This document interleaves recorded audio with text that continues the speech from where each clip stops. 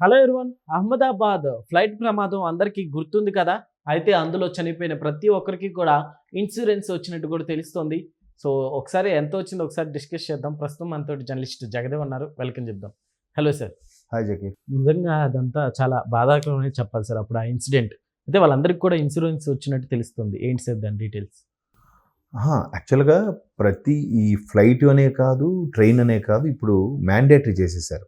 Even flight take off అవుతున్న ప్యాసింజర్ల నుంచి even మన అందులో కార్గో ఐటమ్స్ కూడా మనం ఇన్సూర్ చేయించుకోవచ్చు. ఆ ఆప్షన్ ఉంది అన్నిటికీ, ప్రతిదీ కూడా. ఇప్పుడు ఇన్సూరెన్స్ అనేది టైలర్ మేడ్ అంటారు ఇప్పుడు దాన్ని. అంటే మనము ఎలా కావాలంటే అలా ఇన్సూర్ చేయించుకోవచ్చు. ఈ ఇన్సూరెన్స్ కంపెనీ దగ్గర దగ్గర 30 పైన ఉన్నాయి ఇండియాలో. అంటే అన్ని రకాల, నేను చెప్పేది హెల్త్ పరంగా కానీ, వెహికల్స్ సంబంధించి కానీ, అలాగే టర్మ్ పాలసీ, యాక్సిడెంట్ పాలసీ, ఇవన్నీ కూడా.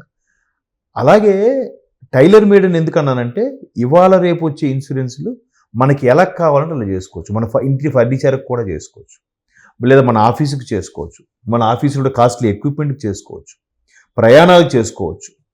ప్రయాణాలకు పెద్ద ఖర్చు. ఇప్పుడు ఐఆర్సిటీసీలో కూడా ఇన్సూరెన్స్ ఆప్షన్ ఉంది. మీరు ప్రయాణం చేసినప్పుడు కూడా జస్ట్ ₹1 ₹2 కట్ అవుతుంది అంతే. ఒకవేళ ఏదైనా జరిగితే ప్రయాణాల్లో మీకు కుటుంబ సభ్యులకి ఎంత బీమా అనేది వస్తుంది. బీమా నథింగ్ బట్ పాలసీ, ఇన్సూరెన్స్.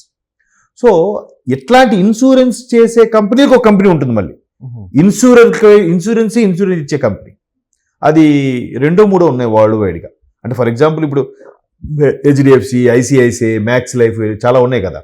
ఇవన్నీ ఇన్సూరెన్స్ కంపెనీలు. ఈ ఇన్సూరెన్స్ కంపెనీలు మీకు ఎవరికైనా జరిగి డబ్బులు ఇస్తాయి కదా, వీళ్ళు ఆ పైన ఇన్సూరెన్స్ దగ్గర డబ్బులు తెచ్చుకుంటాయి. సో అలాగా ఈ ఎయిర్ ఇండియాకి సంబంధించి ఏదైతే ఇన్సూరెన్స్ కంపెనీలో ఇన్సూరెన్స్లకే ఇన్సూరెన్స్ ఇచ్చే కంపెనీలు కూడా ఇచ్చే ఆల్మోస్ట్ ఆల్ $125 మిలియన్ ఎంతో వచ్చిందంటున్నారు. ఇవాళ డాలర్ విలువ ₹91 ఎంతో ఉంది. రూపాయి పతనం అవుతుంది కాబట్టి. అలాగే విమాన సంబంధించి బాగా భారీగా జరిగింది కాబట్టి దగ్గర దగ్గర ₹1,100 కోట్ల వచ్చిందంట. పూర్తిగా విమానం ఇదైపోయింది కాబట్టి, యాక్సిడెంట్గా జరిగింది కాబట్టి.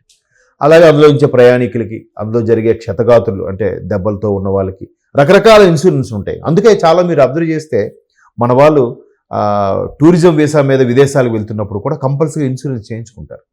ఏ రాను పోను విషయంలో ఎక్కడైనా జరిగినా ఆయా దేశాల్లో మ్యాండేటరీ. కొన్ని దేశాలకి, ఇప్పుడు అమెరికా లాంటి దేశం ఉందనుకోండి, మనకి ఇక్కడ ఇన్సూరెన్స్ మ్యాండేటరీ కాదు. నచ్చితే తీసుకోవచ్చు, లేకపోతే లేదు. అక్కడ అలా కాదు. ప్రతి పౌరుడికి హెల్త్ అండ్ టర్మ్ పాలసీలు ఉంటాయి, మ్యాండేటరీ అక్కడ. అలా లేకపోతే వాళ్ళు, అందుకే వాళ్ళకి హాస్పిటలైజ్డ్ ఖర్చులో అయినా పెద్ద ఇబ్బంది ఉండదు. వాళ్ళకి అంత జెన్యున్గా వెళ్ళిపోతుంటుంది, అంత పక్కగా అయిపోతుంది. ఎంత పెద్ద మేజర్ ఇష్యూ అయినా మనకి అమ్మో హాస్పిటల్ ఎంత అయింది, మనం ఇన్సూరెన్స్ 5 లక్షలు చేసాం, 10 లక్షలు చేసాం, మొత్తం మీద ఈ తలకాయ నొప్పులన్నీ ఉంటాయి. వాళ్ళకి అదేం ఉండదు, మ్యాండేటరీ కాబట్టి అందరూ ఫాలో అయిపోతారు. మనకేంటంటే ఆఫ్టర్ కరోనా తర్వాత చాలామందికి అవేర్నెస్ పెరిగింది. అసలు మొన్న ఎక్కడో చూశాను, ఒక వార్త చూస్తే ఎంత ఆశ్చర్యం అనిపించిందంటే, కరోనా తర్వాత కూడా అందరికీ ఇన్సూరెన్స్ మీద ఎంత అవేర్నెస్ వచ్చినప్పటికీ కూడా కేవలం 17% మందికి ఎంతమందికి ఉందంట ఇన్సూరెన్స్. ఇంకా 83% ఆఫ్ పీపుల్కి ఇన్సూరెన్సే లేదంటే చూసుకోండి. అంటే మార్కెట్ ఎంత వ్యాస్ట్ మార్కెట్ కదా మన ఇండియా మార్కెట్. సో అలాగా ప్రతి దానికి ఉంది కాబట్టి ఆ అహ్మదాబాద్ ఫ్లైట్ లాస్ట్ జూన్లో ఇప్పుడు యాక్సిడెంట్ జరిగింది.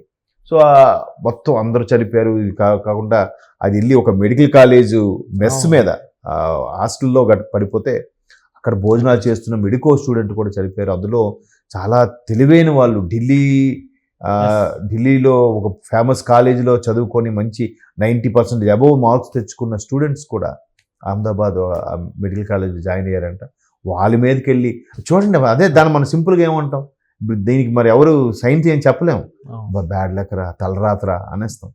వాళ్ళకి అసలు ఏ పాపం పుణ్యం లేదు. ఎక్కడంటే పోనీ ఫ్లైట్లో ఉండే విమానం సంబంధించి లోపాలో, లేదంటే పైలట్లో ఉండే లోపాలో, టెక్నికల్ ఇష్యూసో, లేదంటే అందులో ప్రయాణికులు దురదృష్టవంతులు అనుకోవచ్చు, కానీ కింద ఉన్న వాళ్ళకేం సంబంధం కదా. సో మేబీ వాళ్ళు స్టూడెంట్స్ కాబట్టి వాళ్ళకి ఇన్సూరెన్స్ ఉండకపోయి ఉండొచ్చు. ఏరోప్లేన్ లో ఉన్న వాళ్ళకే వస్తుంది సార్ యాక్చువల్లీ. అంతే కదా. అంటే ఏరోప్లేన్ వల్ల కింద పడి చనిపోయిన వాళ్ళకి ఉండకపోవచ్చు కదా. అంటే ఏరోప్లేన్ వల్ల ఇన్సిడెంట్, దాన్ని ఏరోప్లేన్ వాళ్ళు లేదంటే పౌర విమానయాన శాఖ వాళ్ళు ఏదో చేయాలి. నాకు తెలిసినంత వరకు టేక్ ఆఫ్ అయ్యి అందులో ఎవరైతే యాక్సిడెంట్గా చనిపోయారు 260 మంది అంతమంది చనిపోయినట్టుందిగా, అందరూ చనిపోయారు కాబట్టి ఒక్కడే కూడా మిగిలాడు. ఒకే ఒకడు మిగిలాడు అంతే. ఒక్కళ్ళే ఆ 260 మంది కూడా చనిపోతే వాళ్ళకి ప్రతి ఒక్కరికి ట్రావెల్లో ఆప్షన్గా టిక్ పెడితే మనకి ఇన్సూరెన్స్ వస్తుందేమో కానీ కింద ఉన్న వాళ్ళకి మెడికల్ స్టూడెంట్స్కి ఉండదు. మెడికల్ స్టూడెంట్స్ కంపల్సరీగా ఇప్పుడు ఇంకో కొత్త రూల్ వచ్చింది. పిల్లలకి 18 ఏళ్ళు దాటిన వాళ్ళకి ఇన్సూరెన్స్ చేస్తే చదువుకుంటున్న వాళ్ళకి చేయొచ్చు, తల్లిదండ్రులు ఇన్సూరెన్స్ తీసుకోవచ్చు. బట్ మామూలుగా అయితే ఈ టర్మ్ పాలసీలు, లైఫ్ రిస్క్ పాలసీలు అలాంటివి లేవు. హెల్త్ పాలసీలు ఉంటే ఉండొచ్చు, కాకపోతే ఆ చనిపోయిన వాళ్ళకి మరి నాకు తెలిసి వచ్చి ఉండదు. సో ఇట్లాగా కొంత ఊరట కలిగిన విమానం పోతే ఏముందిలేండి, మళ్ళీ చేసుకోవచ్చు. 1100 కోట్లు వచ్చింది, 1100 కోట్లతో మళ్ళీ దానికి రెండింతల పెద్ద విమానం తయారు చేసుకోవచ్చు 10 కోట్ల రూపాయలతో. లోపల ఉన్న వాళ్ళకి ఈచ్ పర్సన్ కి మామూలుగా ఎంత వచ్చి ఉండొచ్చు సార్? ఇంకెంత వచ్చినా ప్రాణం లేదు కాబట్టి మేబీ అంటే వాళ్ళు ఆప్షన్ అందరికీ మ్యాండేటరీ టిక్ పెడతారు కాబట్టి ఒక్కొక్కరికి 2 కోట్లు 1.5 కోటి అలా వస్తే వచ్చి ఉండొచ్చు. మేబీ ₹1 కోటి మినిమం ఎంతో ఉండి ఉండొచ్చు. ఎందుకంటే మేజర్ యాక్సిడెంట్, దానికి పెద్ద ఫ్లైట్ కాబట్టి, పైగా ఇంటర్నేషనల్ ఫ్లైట్ కాబట్టి దానికి కొద్దిగా ఎక్కువే ఉంటుంది. దాన్ని ఏమంటారు, ప్రీమియము ఎక్కువ ఉంటుంది. And more over policy cost కూడా ఎక్కువ ఉంటుంది. సో దానికి మ్యాక్సిమం ఒక్కొక్కరికి 1 కోటి కూడా వచ్చే ఛాన్సెస్ ఉన్నాయి. బట్ ఇక్కడ ఎవరైతే దానివల్ల దెబ్బలు తగిలాయో వాళ్ళకి కూడా విమానయాన శాఖ పైసలు ఇప్పించి వాళ్ళకి మొత్తం ట్రీట్మెంట్ అది చేస్తుంది సెంట్రల్ గవర్నమెంట్. బట్ చనిపోయిన వాళ్ళకి గుజరాత్ ప్రభుత్వం, అక్కడ ఎస్పెషల్లీ మెడికల్ స్టూడెంట్స్ గురించి మాట్లాడుతున్నాను, గుజరాత్ ప్రభుత్వం, కేంద్ర ప్రభుత్వం ఏవైనా మరి ప్రకటించిందో లేదో నాకు ఐడియా లేదు, కానీ ఇన్సూరెన్స్ పరంగా మాత్రం ఫ్లైట్లో ఉన్న అందరికి కూడా ఈచ్ అండ్ ఎవ్రీ పర్సన్కి ఇన్సూరెన్స్ వాళ్ళ రిలేషన్స్కి వస్తుంది. చనిపోయిన వాళ్ళు ఏం చేయలేరు, ఆ రిలేషన్స్ అయినా ఎవరైతే పూర్ పొజిషన్ ఉన్నారో వాళ్ళకి బెనిఫిషియల్గా ఉంటే ఉండొచ్చు.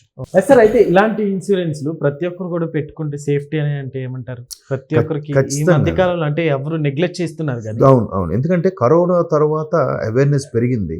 అయినా చెప్పాను కదా, ఇంకా చాలా మంది తీసుకోవాల్సి ఉందండి. తీసుకుంటే మంచిది. చాలా మంది ఎలా ఆలోచిస్తారంటే ఇన్సూరెన్స్ కట్టండి రా, అదేం ఉపయోగపడదు, వేస్ట్ అయిపోయింది. అది ఎప్పుడూ అలా అనుకోవద్దు. అది ఒక స్టాండ్ బై. ఇప్పుడు ఒక బైక్ కానీ రిపేర్కి వచ్చింది అనుకోండి, ఇంకా రిపేర్లు వస్తూనే ఉంటుంది. మానవ శరీరం కూడా అంతే, ఒకసారి ఏదైనా ట్రబుల్ వచ్చిందంటే ఇంకా ట్రబుల్స్ వస్తూనే ఉంటాయి. అలాగా ఇవాళ రేపు మెడికల్ ఎక్స్పెన్సెస్ టూ మచ్గా అయిపోయాయి కాబట్టి ఇన్సూరెన్స్ అనేది హెల్త్ పరంగా కానీ, లేదంటే రిస్క్ పాలసీ ఉంటుంది, టర్మ్ పాలసీ అంటారు, అది కూడా కంపల్సరీగా చేయించుకోవాలి. మీరు లేకపోతే వాట్ నెక్స్ట్? కుటుంబాన్ని పెంచి పోషించేది ఎవరు? అంతవరకు లావిష్గా బతికిన కుటుంబం ఒక్కసారి రోడ్డు మీదకి వచ్చేస్తుందా? ఒకసారి ఒక మూర్ఖుడు నాతో ఇలాగే అన్నాడు, నేను పోయిన తర్వాత నా కుటుంబం ఎలా ఉందో నేను చూస్తానా ఏంటి అంట.